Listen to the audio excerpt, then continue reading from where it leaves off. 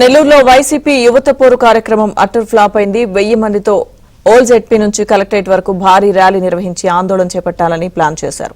అయితే వందల్లో కూడా యువకులు రాలేదు. కలెక్టరేట్ వద్ద భారీగా మోహరించిన పోలీసులను చూసి వచ్చిన వారిలో సగానికి పైగా యువకులు మధ్యలోనే వెనక్కి తిరిగారు.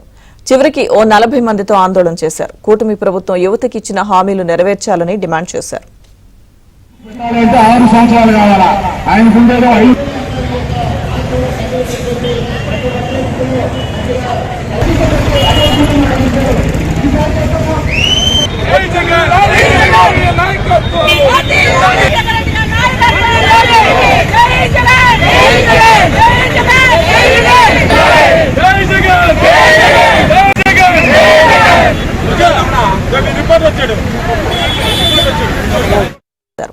అయితే వందల్లో కూడా యువకులు రాలేదు. కలెక్టరేట్ వద్ద భారీగా మోహరించిన పోలీసులను చూసి వచ్చిన వారిలో సగానికి పైగా యువకులు మధ్యలోనే వెనక్కి తిరిగారు.